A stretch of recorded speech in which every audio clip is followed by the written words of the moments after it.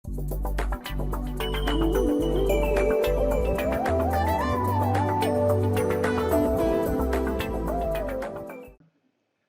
semuanya, selamat datang kembali dalam kuliah Introduction to Artificial Intelligence and Machine Learning bersama saya, Vance Jeremias Lewi.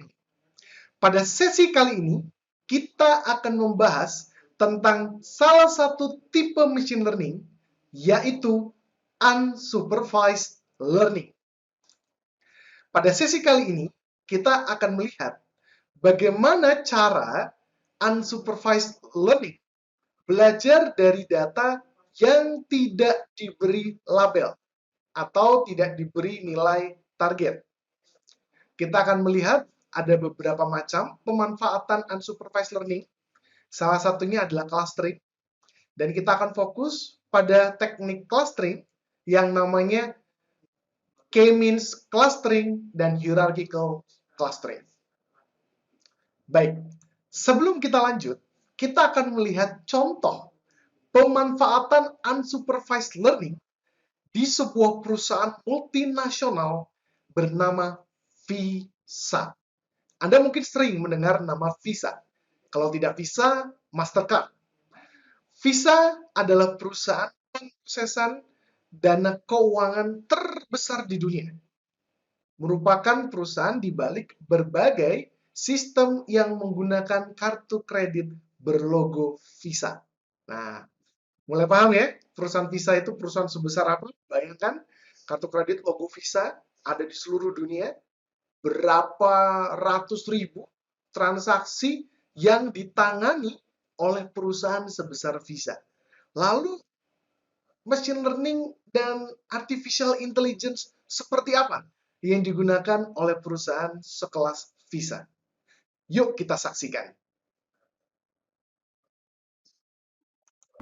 For 25 years, Visa's artificial intelligence has been getting smarter, and smarter, and smarter, to the point where you probably haven't had a transaction declined for suspected fraud in quite a while. But did you know? Every time you use your card, Visa's AI is learning. Every purchase you make helps Visa get even better at protecting your next transaction. Visa's AI doesn't know your name or exactly what you bought. It sees activities and patterns to learn what your typical purchase behavior looks like, so that even before you make your first purchase, we can spot suspicious activity. Each time you buy something, the account profile is updated and compared to the spending behavior of more than 3 billion other accounts, making roughly 180 billion annual transactions. This behavior is grouped into clusters, and your account could be in hundreds or thousands of these groups. The activity in these clusters helps Visa understand whether a transaction fits a pattern or departs from the norm enough to be flagged as high risk for fraud and possibly declined by the issuer's bank. The more purchases people make, the smarter Visa's AI becomes. And since you started watching this video, Visa's community has helped our AI analyze more than 600,000 transactions for fraud, ensuring that your hang gliding lesson gets off the ground as smoothly as your transaction approval. Baik, dari video yang barusan kita saksikan, kita lihat bagaimana perusahaan multinasional Visa memanfaatkan artificial intelligence untuk menganalisis ratusan ribu transaksi. Menurut keterangan video tadi, hanya dalam waktu 2 menit, mereka sudah mengelola sampai kira-kira 600 ribu transaksi. Biar apa? Biar bisa mendeteksi apakah ada fraud, apakah ada transaksi yang mencurigakan atau tidak. Nah, untuk bisa mendeteksi transaksi mencurigakan, ternyata tidak bisa dengan menggunakan supervised learning. Kenapa? Karena supervised learning memerlukan data label. Kita harus sudah tahu apa ciri-ciri transaksi yang akan menjadi fraud atau transaksi palsu atau transaksi hasil penipuan. Dan itu susah karena setiap orang, setiap individu yang menggunakan kartu kredit Visa memiliki polanya masing-masing. Jadi tidak ada satu pola yang sama untuk semua orang. Lalu bagaimana caranya? Mereka menggunakan unsupervised learning. Makin penasaran kan? Sehabis sesi ini, diharapkan Anda semua mampu untuk yang pertama menyebutkan contoh-contoh penggunaan unsupervised learning, yaitu clustering, deteksi anomali, dan analisis asosiasi. Yang kedua, membedakan machine learning untuk klasifikasi yang ada di ranah supervised learning dengan clustering yang ada di ranah unsupervised learning. Yang ketiga, menyebutkan teknik-teknik yang digunakan dalam unsupervised learning. Yang keempat, menyebutkan konsep dan gambaran teknik unsupervised, yaitu K-means dan hierarchical. Dan yang kelima, menyebutkan kondisi ketika hierarchical atau K-means tepat digunakan dalam clustering. Ada beberapa topik bahasan pada sesi kali ini. Kita akan mulai dengan unsupervised learning. Ilustrasi unsupervised learning kali ini akan kita lihat dari kacamata pemilik toko online atau pengusaha, kira-kira pebisnis. Nah, kita akan mencoba menemukan segmen-segmen customer yang sudah pernah membeli produk kita. Fitur yang kita perhatikan atau variabel yang kita perhatikan adalah usia dan jumlah pembelian. Oke. Anda perhatikan ada ilustrasi orang yang tampil di slide. Nah, itu ada 8 orang. Kita tahu usia setiap orang dan berapa jumlah pembelian yang sudah dia lakukan untuk produk kita. Nah, sebagai pemilik toko, sebagai pebisnis, saya ingin mengetahui segmentasi customer. Mungkin sebagian Anda bertanya, apa itu segmentasi customer? Segmentasi customer itu kita menemukan kelompok-kelompok dalam customer kita, dan kita ingin melihat mana kelompok customer yang paling menghasilkan, dan mana kelompok customer yang kurang menghasilkan. Nah, sehingga kita nanti, harapannya, bisa memfokuskan upaya marketing kita, marketing bisnis kita, ke kelompok customer yang paling menghasilkan. Oke? Nah, dari 8 orang ini, kita punya usia dan jumlah pembelian. Kemudian, kita bangun diagram XY atau diagram Cartesius. Sumbu X adalah usia, sedangkan sumbu Y itu jumlah pembelian. Nah, 8 orang tadi, gambar 8 orang tadi, kita tempelkan, kita masukkan ke dalam diagram XY ini. Kita dapatkan gambar seperti ini. Visualisasi seperti ini. Nah, sekarang saya tanya, menurut Anda, kira-kira ada berapa kelompok segmen customer? Iya, benar sekali. Ada 3 kelompok customer. Ada 3. Segmen pertama, kita sebut segmen A. Kira-kira itu usianya antara 18 sampai 25 tahun. Ya, kira-kira. Dengan jumlah pembelian itu antara 2 sampai 4 pembelian. Lalu ada segmen B, segmen kedua. Segmen kedua kalau kita perhatikan, itu range usianya di sekitar usia 35 sampai 45 tahun. Kira-kira, kasar. Dengan jumlah pembelian 6 sampai 7 pembelian. Lalu segmen terakhir atau segmen C itu rentang usianya 47 tahun ke atas dengan jumlah pembelian hanya 1. Nah, setelah kita buat gambar seperti ini, kita langsung tahu bahwa bisnis online kita punya 3 segmen customer. Di mana segmen yang paling menghasilkan adalah segmen mereka yang berusia di rentang 35 sampai 45 tahun. Karena tampak di situ, di rentang usia tersebut, jumlah pembeliannya adalah yang paling banyak. Nah, harapannya kita bisa memfokuskan upaya marketing ke segmen tersebut. Jadi banyak upaya dan dana marketing kita di segmen tersebut. Karena segmen tersebut adalah yang paling menghasilkan. Wah, tampak sekali berarti untuk melakukan clustering itu cukup mudah. Mengapa perlu machine learning, Pak Vincent? Jawabannya begini. Bayangkan, tadi kita cuma pakai fitur atau kita pakai variabel cuma 2, usia dan jumlah pembelian. Bagaimana kalau kita tambah dengan jenis kelamin, alamat tempat tinggal, tingkat penghasilan, dan sebagainya. Lalu kita tambahkan datanya sampai 1.000 orang atau 10.000 orang bahkan. Bagaimana cara memvisualisasikannya? Disinilah manfaat dari machine learning. Machine learning dapat membantu kita ketika data yang akan diklaster sangat banyak dengan fitur dan variabel yang juga banyak. Clustering bisa dilakukan lebih cepat dan lebih mudah.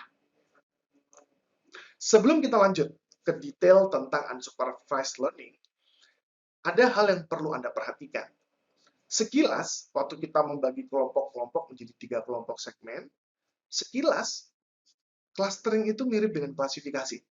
Ya kan? Kalau di klasifikasi, kita masukkan foto, keluar mana yang foto anjing, kucing, dan mana yang bukan keduanya. Tetapi, ini sangat berbeda.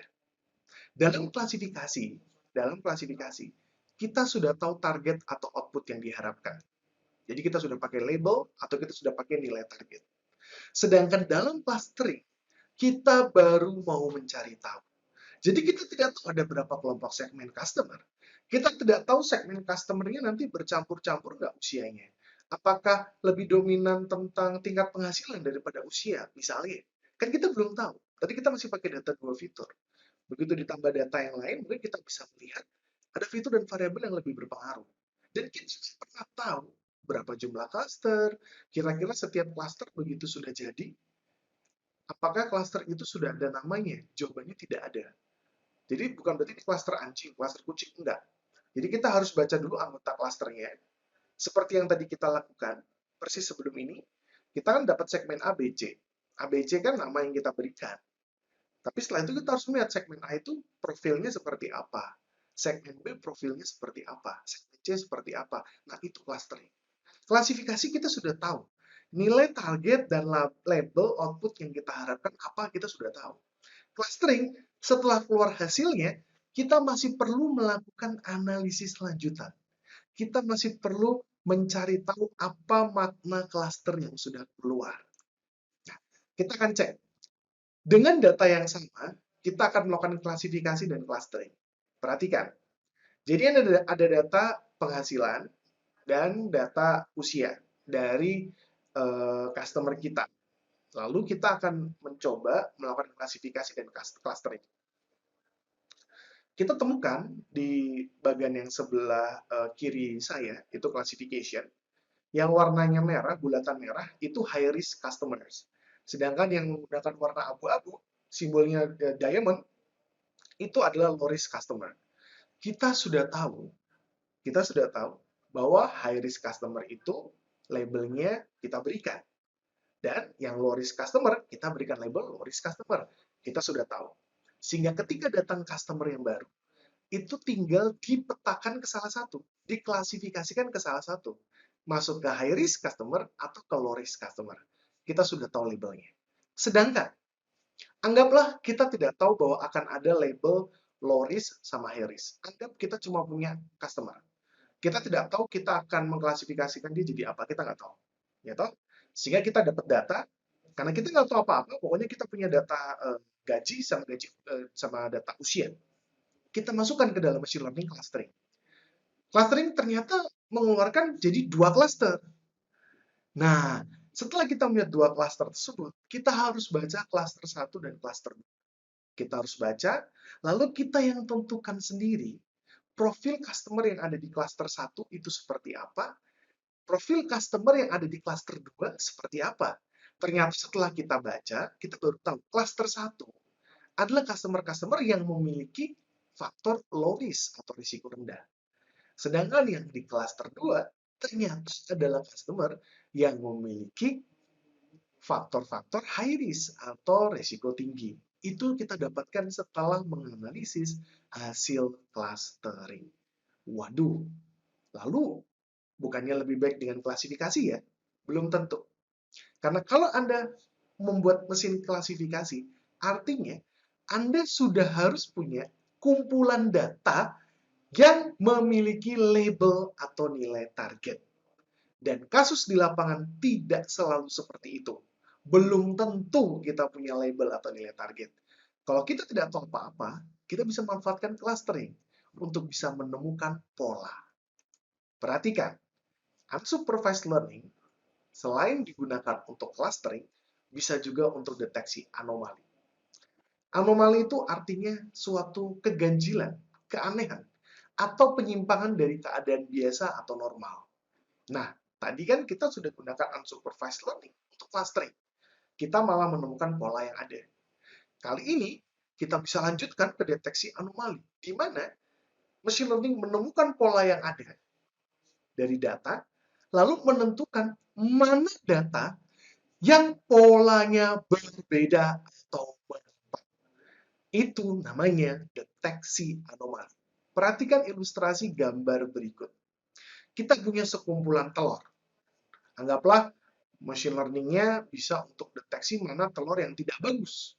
Deteksi ya, dia tidak mengklasifikasi, dia tidak tahu telur yang bagus yang mana, sebenarnya dia tidak tahu. Akhirnya, dia mendeteksi dengan cara menemukan telur yang berbeda. Sekarang, perhatikan gambar. Manakah telur yang berbeda? Iya, telur yang berbeda adalah warnanya merah. Karena yang lain warnanya kalau tidak putih, putih keabu-abuan. Sehingga sekarang kita tahu telur yang berbeda yang ada di situ, yang warnanya merah. Itu yang dilakukan deteksi anomali.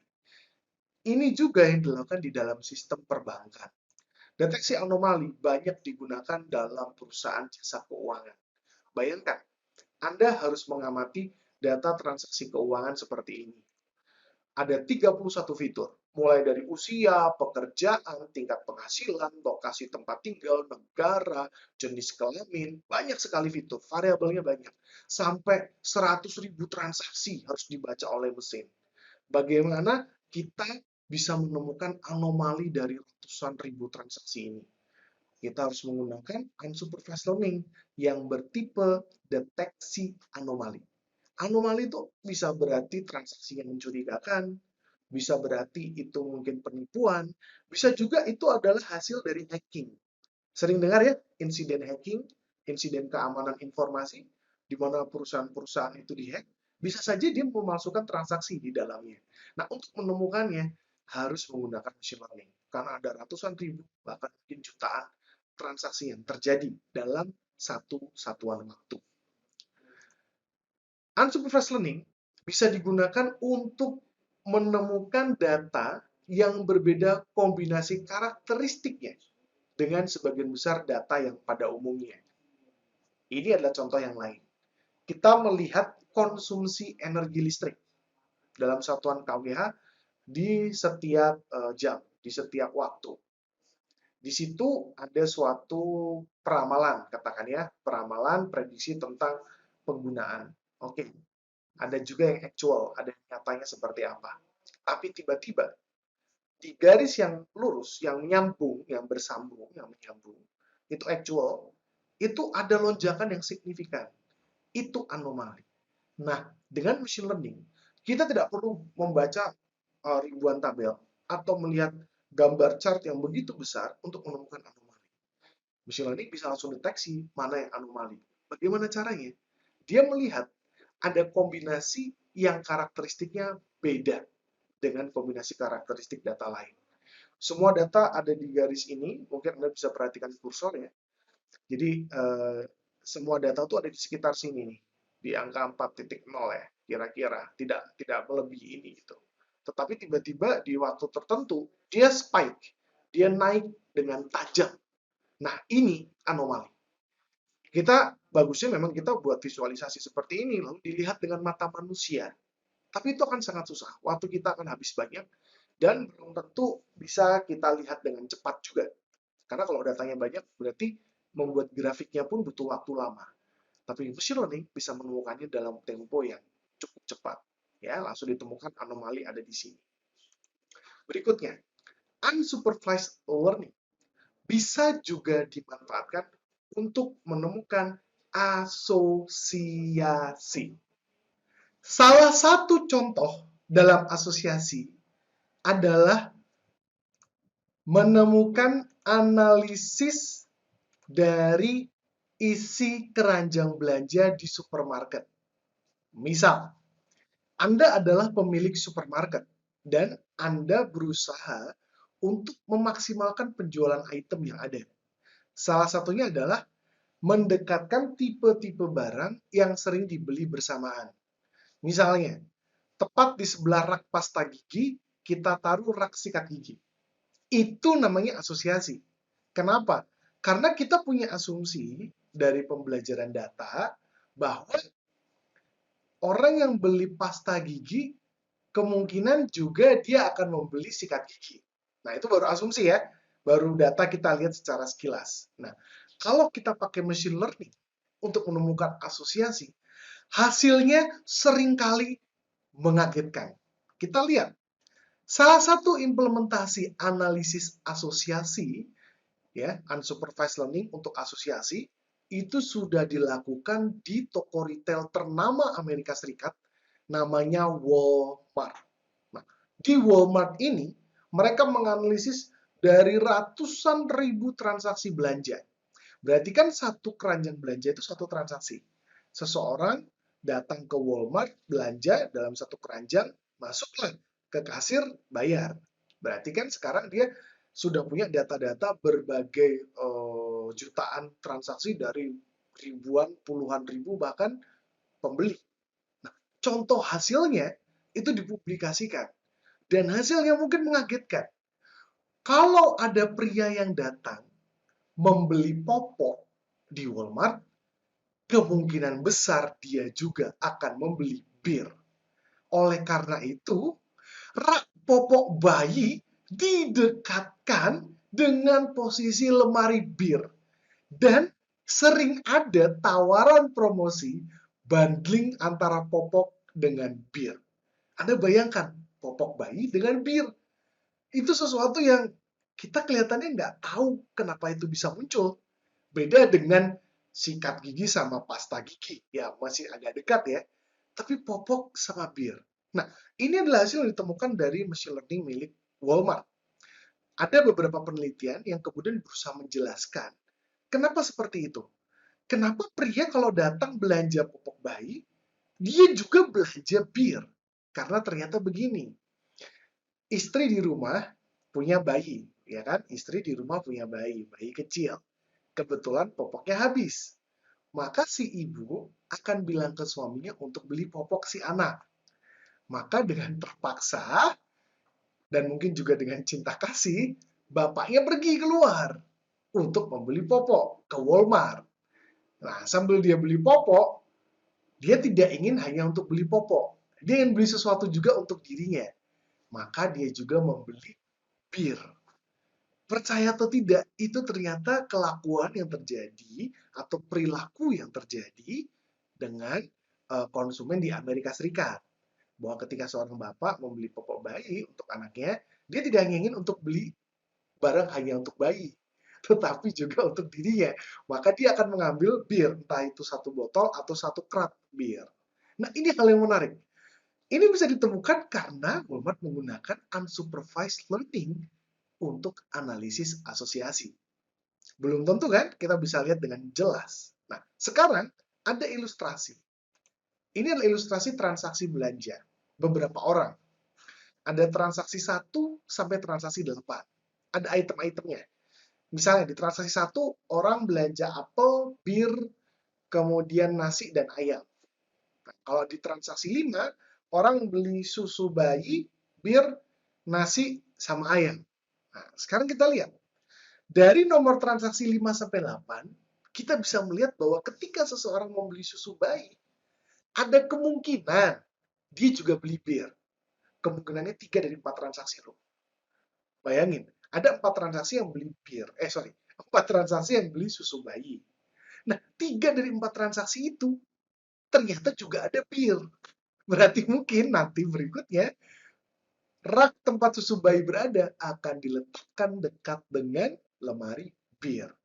Ini contoh bagaimana machine learning membantu kita menemukan asosiasi dari ribuan bahkan ratusan ribu transaksi yang terjadi setiap bulannya. Unsupervised learning adalah tipe machine learning yang tidak memerlukan supervisi atau pengawasan manusia. Artinya dia tidak memerlukan nilai target, tidak memerlukan label atau output. Sebaliknya, dengan unsupervised learning, kita ingin menemukan pola atau pattern yang ada di dalam data tapi masih tersembunyi atau belum jelas bagi kita. Unsupervised learning bisa digunakan untuk clustering, deteksi anomali, dan asosiasi. Teknik dalam unsupervised learning ada beberapa. Namun kita akan fokus pada unsupervised learning untuk clustering. Beberapa teknik machine learning yang digunakan untuk clustering itu ada K-means clustering, ada hierarchical clustering, dan Gaussian mixtures. Yang akan kita pelajari gambaran tekniknya adalah hanya dua, yaitu K-means dan hierarchical clustering. Oke, jadi ada dua teknik yang akan kita pelajari di slide berikutnya. Kita masuk ke bahasan pertama tentang K-means clustering. Tujuan clustering. Sebelum kita bisa masuk ke dalam metode dan membahas K-means hierarchical, kita perlu mendefinisikan secara formal apa sebenarnya tujuan clustering. Clustering bisa dimanfaatkan untuk segmentasi customer. Ya, benar. Kita sudah lihat di bagian awal tadi. Tetapi sebenarnya apa tujuan clustering? Sehingga nanti metode yang disusun bisa sesuai dengan tujuan itu.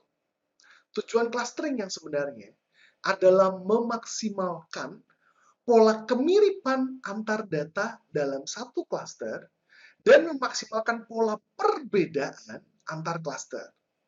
Kemiripan bisa juga dilihat dari keseragaman atau homogenitas. Perbedaan itu dilihat dari heterogenitas.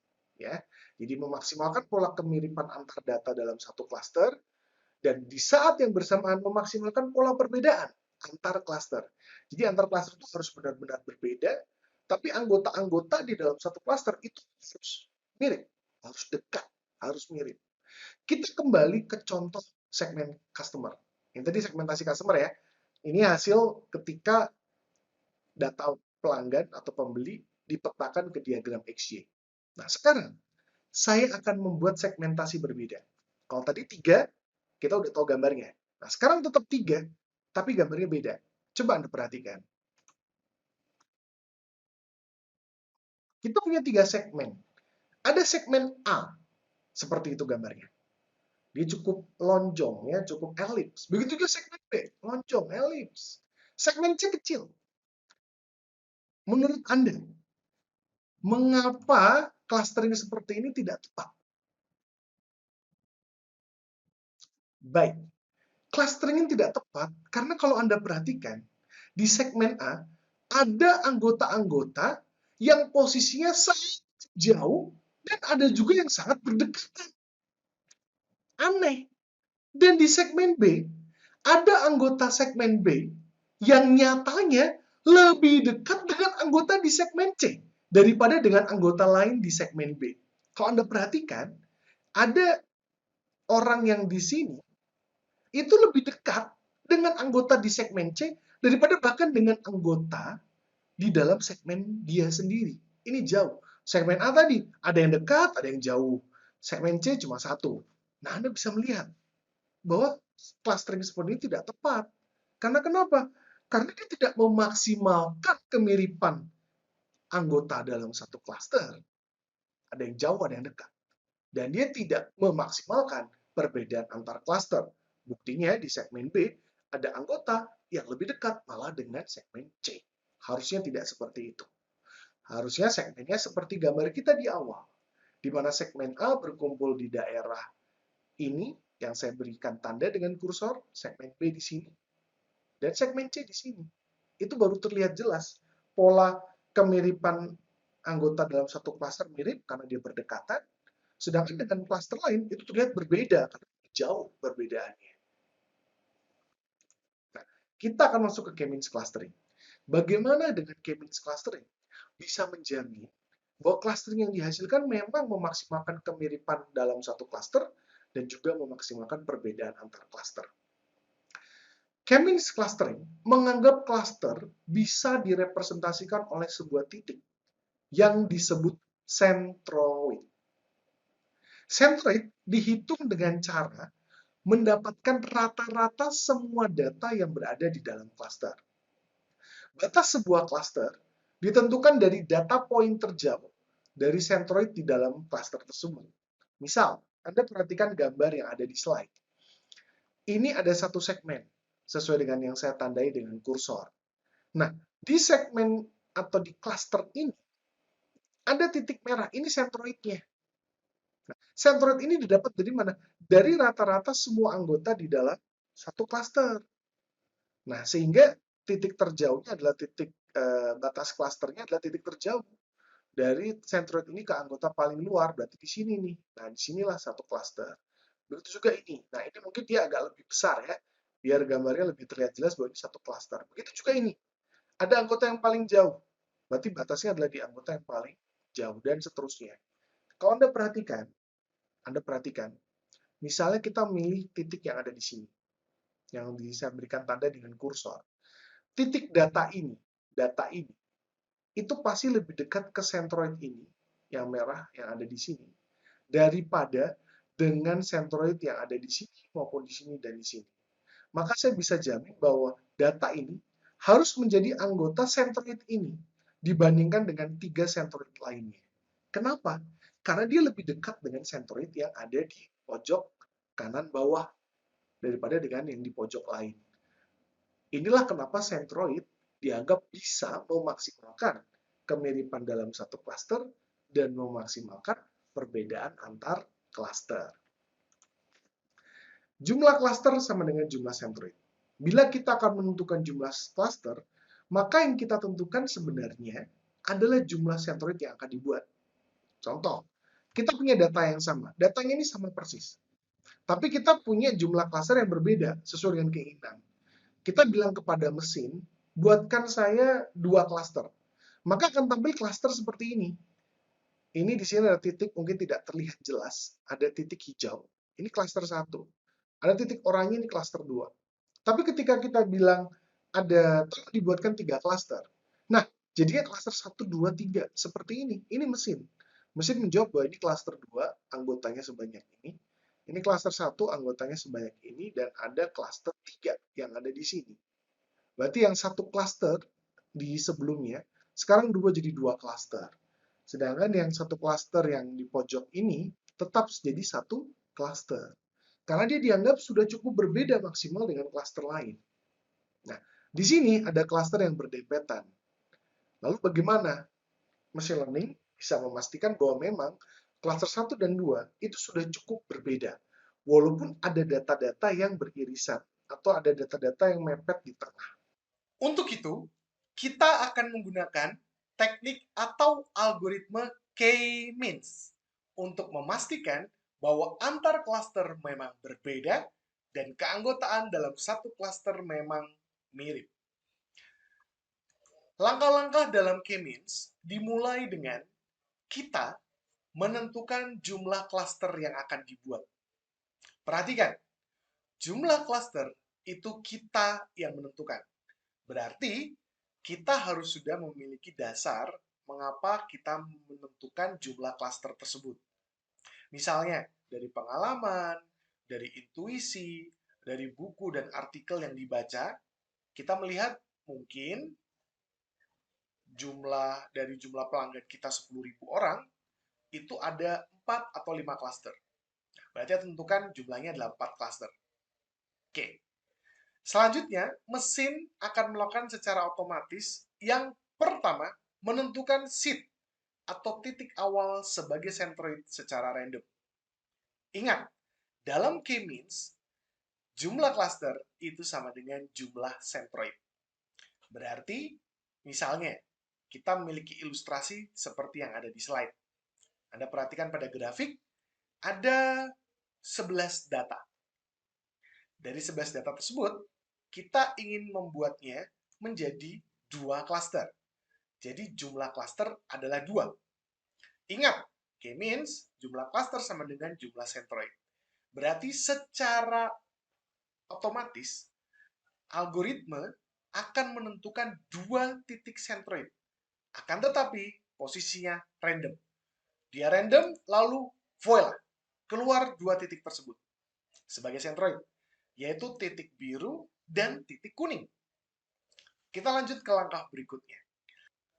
Langkah kedua adalah menghitung jarak masing-masing data ke sentroid. Tadi kita lihat ada 11 data. Kita mulai dengan data pertama. Kita hitung jaraknya ke sentroid biru, lalu kita hitung jaraknya ke sentroid kuning. Setelah itu, kita masuk ke langkah ketiga, melompokkan setiap titik ke sentroid terdekat. Mengelompokkan setiap titik ke sentroid terdekat. Titik atau data, ya. Jadi data tadi kita udah hitung jaraknya ke masing-masing sentroid. Lalu sekarang kita kelompokkan data ke sentroid terdekat. Pada gambar, data pertama yang kita lihat itu lebih dekat ke kuning atau ke biru. Betul, dia lebih dekat ke biru. Berarti sekarang kita beri warna dia sebagai biru. Langkah keempat, kita menghitung kembali posisi sentroid dan ulangi langkah kedua, ketiga, dan keempat sampai posisi sentroid tidak berubah lagi. Nah, sebelum masuk ke langkah keempat ini, perhatikan. Kita lihat dulu langkah yang kedua. Menghitung jarak masing-masing data ke sentroid. Lalu yang ketiga, mengelompokkan setiap titik ke sentroid terdekat. Nah, itu dilakukan untuk semua data dan titik. Jadi, setelah data pertama, kita lanjutkan dulu ke data berikutnya. Lebih dekat ke sentroid kuning atau biru? Ini kuning, berarti warnanya kuning. Dan seterusnya, sampai kita dapatkan hasil seperti ini. Nah, itu berarti selesainya langkah yang ketiga.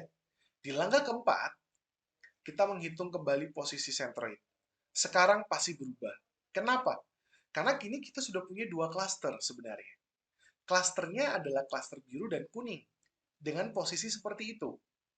Berarti yang biru, kita hitung ulang untuk dapatkan sentroid baru. Yang kuning, kita hitung ulang untuk dapat sentroid baru. Hasilnya,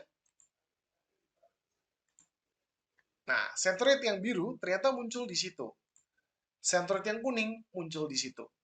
Sekarang, kita ulangi lagi langkah kedua dan ketiga. Kita mencari lagi anggota-anggotanya. Karena kita menghitung jarak dari masing-masing data ke sentroid yang baru. Terus-menerus, sampai posisi sentroid tidak berubah. Artinya, setelah tidak ada perubahan posisi sentroid, jadi setelah kita punya klaster baru, kita hitung lagi ternyata sentroidnya di situ. Berarti selesai. Tidak kita perlu lanjutkan. Nah, kita ulangi ya langkahnya, kita hitung lagi untuk setiap titik, setiap data, sampai pada akhirnya ternyata kita temukan clustering seperti ini. Kalau Anda perhatikan, gambarnya ada sentroid biru, sentroid kuning. Tadinya jauh, lalu dekat. Lalu mereka akan bergeser. Bergeser, bergeser, bergeser, bergeser, sampai akhirnya posisinya seperti itu. Dan kita dapatkan dua klaster dengan sentroid yang tidak lagi berubah. Coba Anda pahami dulu. Ingat, di awal kita tentukan jumlah klaster dan K-means akan menentukan seed atau titik awal untuk sentroidnya itu secara random. Itu yang perlu Anda pahami. Setelah itu tidak random, karena setelahnya adalah dari hasil perhitungan. Nah, akan didapatkan klaster seperti yang ada di gambar. Cukup mudah, bukan? K-means memiliki kelemahan, dan kelemahannya cukup terlihat sebenarnya. Dia sensitif terhadap scaling atau satuan yang digunakan. Hasil clustering bisa berbeda bila satuan yang digunakan berbeda. Contohnya, kita punya data tinggi dan berat. Sumbu X adalah tinggi, sumbu Y adalah berat. Ada 4 data. Lalu di situ kita buat 2 sentroid berarti kan? Dimana perhatikan, untuk tinggi itu satuannya meter. Nah, kalau Anda lihat di situ berapa klaster? 2. Dimana 2 itu adalah klaster yang ada di atas dan klaster yang ada di bawah. Akan tetapi, bila kita ubah satuan, tingginya jadi sentimeter. Berarti dia akan lebih besar ya, akan lebih panjang. Kalau ini kan tingginya meter, berarti berdekatan. Sekarang lebih panjang dan dia jadi lebih jauh secara sumbu horizontal atau mendatar. Anda perhatikan, juga jadi 2 klaster. Tetapi kini klasternya berbeda. Data yang di atas yang tadi jadi satu klaster, kini jadi berjauhan. Sehingga pada akhirnya klaster yang muncul bukan lagi klaster atas bawah, tapi klaster samping kanan dan samping kiri. Bayangkan, inilah kelemahan K-means. Satuannya berbeda, sehingga stretching di dalam diagram juga berbeda, mengakibatkan clustering yang berbeda. Jumlah cluster tetap, karena kita yang menentukan jumlah cluster. Tetapi clusteringnya jadi berbeda. Dan kelemahan kedua dari K-means adalah dia sensitif terhadap data outliers. Kalau ada outliers atau data pencilan, atau data yang jauh berbeda dari data lain, hasil clustering bisa berbeda. Perhatikan, kalau kita bangun 3 clustering, berarti clusteringnya jadi clustering 1, clustering 2, lalu ada outliers yang jadi clustering sendiri, karena posisinya berbeda. Seandainya tidak ada clustering, dan tetap 3 cluster, pasti hasilnya berbeda. Jadi kita sama-sama buat 3 cluster, tapi outliers dihilangkan, pasti berbeda kan hasilnya. Tapi ketika ada outliers, berarti outliers ini pasti jadi cluster sendiri. Karena dia jauh sekali dan polanya berbeda. Dianggap sebagai cluster yang berbeda, walaupun anggotanya cuma satu. Perhatikan, inilah kelemahan kedua K-means. Dia sensitif terhadap data outliers atau data pencilan. Keunggulan, walaupun dia punya kelemahan, K-means itu termasuk cepat dalam melakukan pengelompokan.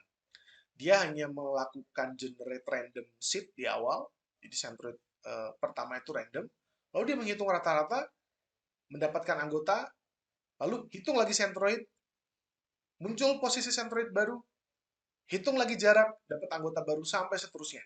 Nah, itu membuat algoritma K-means termasuk algoritma yang cepat, cuma rata-rata, menghitung rata-rata saja. Nah, yang kedua, K-means dapat mengelompokkan data yang memiliki fitur banyak. Fitur banyak itu berarti lebih dari 3 dimensi, atau lebih dari 3 variabel. Walaupun dia tidak bisa divisualisasikan, algoritma K-means tetap bisa menghasilkan cluster. Itulah keunggulan dari K-means. Anda sudah dapat konsep dari K-means. Sekarang, kita akan masuk ke algoritma clustering lainnya, yaitu hierarchical. Contoh segmentasi customer itu cukup tepat dilakukan dengan K-means clustering. Namun, ada beberapa kasus ketika cluster yang diinginkan sebenarnya memiliki struktur atau hierarki. Kita perhatikan pada gambar. Kita punya awalnya yang putus-putus tapi dia kotak-kotak besar, itu 2 cluster. Anda perhatikan, ada cluster 1, lalu ada cluster 2. Tetapi di dalam cluster 2, itu terdapat cluster 3 dan 4. Artinya cluster 2 ini sebenarnya kalau dilihat, dia terdiri dari 2 cluster lagi. Nah, clustering yang seperti ini, di mana di dalam cluster masih ada cluster lagi, tidak bisa dibuat dengan K-means. Sebaliknya, dia memiliki struktur. Dia harus menggunakan algoritma yang berbeda. Ini contoh hierarchical clustering dalam taksonomi biologi. Clustering yang membentuk struktur atau hierarki, itu kita sebut hierarchical clustering. Contoh, makhluk hidup dibagi 2. Ada binatang dan ada tanaman. Binatang pun dibagi 2. Ada dengan tulang punggung, ada dengan tanpa tulang punggung. Kemudian kalau dengan tulang punggung ada anjing, ada kucing. Kalau tanpa tulang punggung itu contohnya ubur-ubur. Tanaman ada yang berbiji, ada yang tidak berbiji. Berbiji contohnya apel dan bunga mawar. Tidak berbiji, dia menggunakan spora, itu contohnya adalah lumut dan jamur. Ini contoh hierarchical clustering. Kapan kita menggunakannya? Kita menggunakan ketika kita tahu bahwa clustering atau pengelompokan yang akan terjadi itu punya struktur. Kita punya ratusan ribu hewan. Mau kita clustering. Clusteringnya bukan klasifikasi ya. Kalau clustering, berarti dia mengelompokkan otomatis kan. Tapi kita pengen ada strukturnya. Jadi dia membaca seluruh karakteristik 100.000 hewan tadi, dan tahu-tahu bisa jadi taksonomi seperti ini. Bisa jadi struktur seperti ini. Otomatis. Nah, tetapi tadi kita harus melihat ke dalam apa maksud pengelompokan-pengelompokan yang dilakukan oleh clustering. Langkah-langkah dalam hierarchical clustering. Pertama, clustering menghitung jarak setiap data terhadap data lainnya. Tidak ada centroid. Bahkan jumlah cluster pun tidak kita tentukan. Tidak ada. Beda dengan K-means. Dia langsung hitung jarak setiap data terhadap data lainnya. Misal kita punya 11 data. Berarti satu data dihitung jaraknya terhadap 10 data yang lain. Begitu juga data lain dihitung dengan 10 data yang lain dan seterusnya. Dua data atau dua cluster yang dekat dijadikan satu cluster. Hitung centroid cluster tersebut. Loh, ada centroid. Iya, dimunculkan lagi centroid. Biar apa? Biar cluster tersebut direpresentasikan sebagai centroid. Lalu hitung lagi jarak setiap data atau klaster terhadap data dan klaster lainnya. Kembali ke langkah kedua, yang paling dekat dijadikan satu klaster. Hitung lagi centroid yang baru. Jadi itu terus berulang kali dilakukan. Lakukan sampai semua data menjadi satu klaster besar. Loh, perhatikan. Contoh ini. Kita punya data 8 pelanggan. Nah, langkah hierarkikal yang pertama, hitung jarak setiap data terhadap semua data lainnya. Oke, dari yang usia 23 tahun itu kita hitung ke semua data yang lain. Berarti kehitung ke semua 7 data yang lain. Didapat informasinya kan? Lalu, orang lain kita hitung lagi ke semua data yang lain, ke 7 pelanggan lainnya. Setelah itu, dua data atau klaster paling dekat dijadikan satu klaster. Nah, akhirnya ditemukan bahwa data yang pelanggan berusia 49 dan 51 tahun itu adalah jaraknya yang paling dekat. Maka dijadikan satu klaster. Hitung centroid, karena sekarang klaster satu ini dianggap sebagai satu data. Jadi sehingga kita harus hitung centroid. Titik tengah dua pelanggan ini. Nanti ini yang akan kita gunakan. Perhatikan. Hitung kembali jarak. Jadi kita hitung lagi semuanya. Nah, setelah dihitung lagi semuanya, ternyata kita dapatkan yang posisi dekat kemudian, paling dekat yang selanjutnya, adalah yang antara usia 18 sampai 20 tahun. Dia jadi satu klaster. Sehingga sekarang kita punya dua klaster. Dan ada data-data, ada 4 data lainnya yang masih belum masuk dalam klaster. Nah, berikutnya setelah dihitung, ternyata antara klaster 2, ingat ya, ini yang dua orang ini sudah dihitung sebagai satu klaster 2, ini paling dekat dengan yang usia 23 tahun. Kali ini kita bisa menyambung, bisa memadukan antara klaster dengan satu data. Jadi satu klaster sama satu data ini digabung jadi satu klaster. Anda perhatikan, kita mendapatkan klaster baru yang warnanya hijau, di mana kalau kita lihat di dalamnya ada satu data dan ada satu klaster. Dan kita cari lagi centroid di antara satu klaster dan satu data ini. Kita dapatkan centroidnya di titik hijau ini. Nah, titik hijau ini yang digunakan untuk mengukur, menghitung jarak dengan data yang tersisa dan klaster satu yang ada di pojok. Dan seterusnya. Hasilnya, untuk visualisasinya, bisa digambarkan dengan dendrogram. Dendrogram adalah representasi visual dari langkah-langkah dalam analisis klaster yang menunjukkan bagaimana klaster terbentuk dan nilai koefisien jarak pada setiap langkah. Kali ini kita lihat dari 5 data. Anda perhatikan, data P1 dan P2 itu berdekatan, sehingga dia jadi satu klaster 1. Nah, Anda perhatikan, ternyata klaster 1 dan data P3 itu berdekatan, sehingga kita jadikan dia sebagai klaster 3. Nah, dengan begini, kita mendapatkan klaster yang bentuknya hierarki. Seperti tadi, pelanggan. Pada akhirnya dalam satu klaster, ternyata ada klaster lagi di dalamnya. Tapi kan itu susah untuk dilihat. Kalau Anda gambarkan berarti begitu banyak lingkaran. Nah, untuk representasi visual yang mudah dipahami, kita menggunakan dendrogram.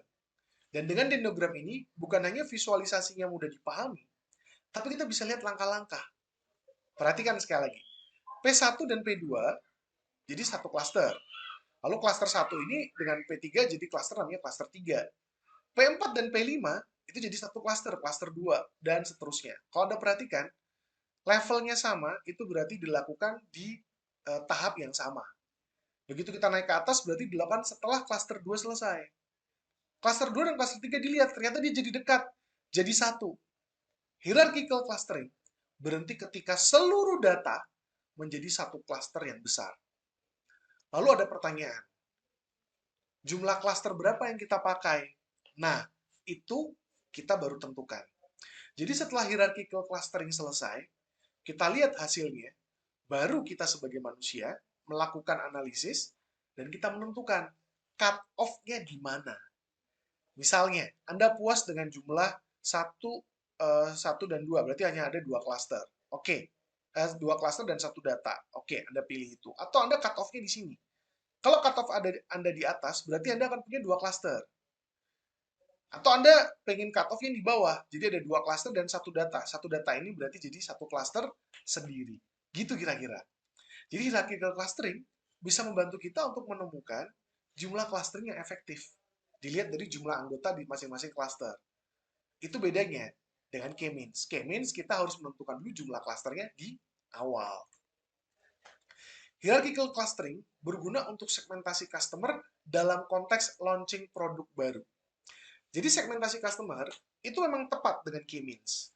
Kalau kita ingin menganalisis segmen customer untuk menemukan segmentasi customer untuk target marketing. Tetapi kalau untuk launching produk, kita bisa gunakan hierarchical. Untuk apa? Untuk membuat berapa macam produk kira-kira yang akan kita luncurkan. Nah, ilustrasi. Ada 1 juta customer. Akan kita segmentasi untuk menentukan berapa macam produk baru yang akan diluncurkan. Misalnya iPhone. Dulu iPhone tidak ada warna. Bahkan kalaupun ada warna cuma black and white. Tapi kemudian keluar iPhone dengan berbagai warna. Masih ingat? Itu menggunakan hierarchical clustering. Kita punya 1 juta customer. Kita melakukan survei, kita menyebarkan kuesioner, kita melihat perilaku dia, kita mendapatkan data dari 1 juta customer. Kemudian kita lakukan hierarchical clustering. Nah, ternyata dari hierarchical clustering Apple, misalnya iPhone, dia lihat, oh ternyata kalau dibagi-bagi sekitar ada 7 cluster. Dia memilih dari hierarki yang sudah muncul, itu mana yang efektif. Kalau hierarkinya di bawah, berarti kan ada ribuan produk, itu nggak masuk akal. Satu iPhone bisa sampai ribuan warna atau ribuan jenis, itu kan susah. Dia naik ke atas terus sampai dia menemukan jumlah efektif. Nah, kalau Anda perhatikan di jumlah efektif itu ada 1, 2, 3, 4, 5, 6, 7. Ada 7 macam warna iPhone yang keluar. Itu hasil hierarchical clustering. Jadi setelah dia melihat data, dia bagi hierarkinya, mana yang efektif, dia dapatkan jumlah cluster yang pas, dia amati setiap cluster itu sebenarnya apa karakteristiknya, dia analisis, akhirnya dia tahu ada 7 cluster ini merepresentasikan 7 warna produk. Dan serius, ini digunakan untuk segmentasi customer launching produk. Jadi kalau misalnya Anda ingin meluncurkan sebuah produk, ada berapa varian ya? Kita bisa gunakan hierarchical clustering. Bagaimana setiap customer itu dikelompokkan, lalu kita lihat di dalamnya mana jumlah yang efektif. Setelah itu kita lihat karakteristik setiap cluster seperti apa. Sehingga varian produk yang kita buat itu sesuai dengan hasil hierarchical clustering. Nah, untuk mesin membantu. Dalam kehidupan, clustering itu memang banyak sekali digunakan dalam dunia marketing dan bisnis, terutama untuk segmentasi customer perusahaan. Data customer yang digunakan bisa berdasarkan berbagai aspek. Bisa dari aspek geografis. Aspek geografis itu bukan hanya alamat, tapi mulai dari kota, cuaca, komunitas, sampai kode pos. Yang kedua, demografik. Bukan hanya usia dan jenis kelamin, tapi dari pendidikan, penghasilan, bahasa, bahkan suku, berat badan, tinggi badan, dan sebagainya. Psikografis itu adalah informasi-informasi penunjang lainnya selain demografis. Ada budget, ada motivation, ada beliefs, ada values, ada karakter, kepribadian, itu bisa digunakan untuk segmentasi.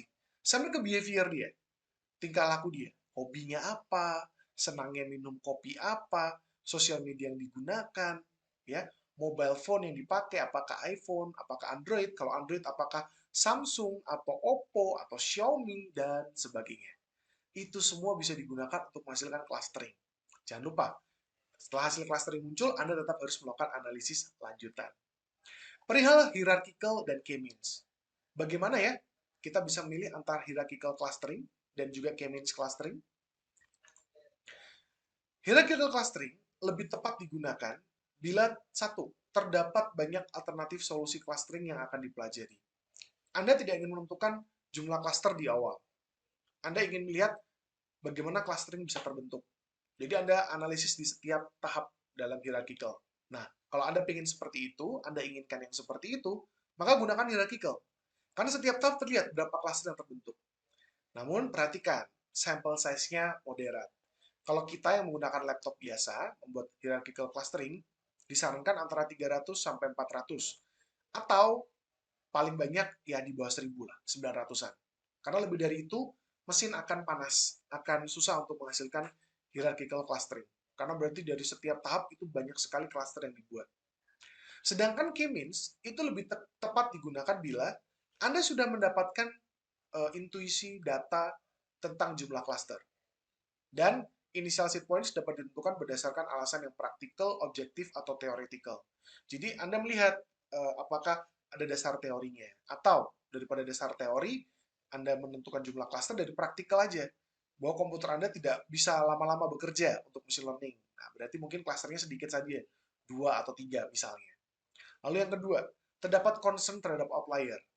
Karena pendekatan ini tidak terlalu rentan terhadap outliers bila outliersnya Anda bisa tentukan dan Anda hilangkan. Ingat, kelemahan K-means adalah outliers kan, sensitif terhadap outliers. Bila Anda lihat memang banyak outliers, nah dengan K-means Anda bisa menentukan mana cluster yang outliers. Itu dahsyatnya dengan K-means. Sehingga outliers tersebut bisa dihilangkan. Sehingga nanti K-means yang baru tidak terlalu rentan terhadap outliers. Dan Anda bisa membandingkan hasil K-means yang ada outliers dengan hasil K-means yang tidak ada outliers. Nah, di situ Anda akan dapatkan insight yang baru. Disarankan sebenarnya adalah pendekatan dengan kombinasi antara hierarchical dan K-means. Pendekatan kombinasi hierarchical dan K-means bisa dilakukan dengan cara hierarchical clustering dilakukan terlebih dahulu. Jadi Anda melakukan hierarchical clustering terlebih dahulu untuk menentukan jumlah cluster yang efektif dan menghasilkan profil cluster center atau centroid yang akan menjadi cluster seed di tahap prosedur yang non-hierarchical. Setelah hierarchical clustering dilakukan, Anda akan dapatkan jumlah cluster dengan centroid masing-masing kan, cluster seed masing-masing. Baru Anda lanjut ke K-means. Karena kita sudah tahu jumlah cluster yang efektif, Anda masukkan jumlah clusternya di K-means. Lalu kan dia akan dapat cluster yang baru. Nah, Anda bandingkan cluster yang baru yang dihasilkan K-means dengan cluster yang tadi dihasilkan hierarchical. Maka hasilnya bisa lebih akurat. Karena Anda bisa membandingkan nilai centroid yang sudah dihasilkan di K-means dengan nilai centroid yang sudah dihasilkan di hierarchical clustering. Apalagi, kalau hasil hierarchical clustering, selain jumlah cluster, nilai centroid seed untuk random di awalnya, untuk nilai seed untuk di awal yang di K-means, itu menggunakan seed yang dari hasil hierarchical clustering. Berarti nanti hasil membership-nya pasti lebih akurat. Oke, saya ulangi sekali lagi. Hierarchical clustering, kita dapatkan jumlah cluster yang efektif dengan centroid-nya. Nah, centroid dari hierarchical clustering, kita jadikan sebagai seed awal di K-means. Begitu juga jumlah cluster. Kita dapatkan misalnya 7 cluster. Berarti kita sekarang masukkan di K-means, di langkah kedua, itu K-means untuk clusternya jumlahnya 7.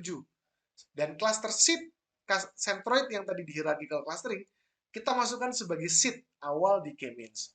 Berarti cluster terakhir, kan K-means selalu 7 ya, dia mencari terus, maka 7 cluster terakhir hasil K-means, itu pasti membership-nya akurat. Itu bagus. Oke, sejauh ini materi kita tentang unsupervised learning. Semoga Anda sudah memahami bahwa unsupervised learning bisa digunakan untuk clustering, untuk deteksi anomali, ataupun untuk analisis asosiasi.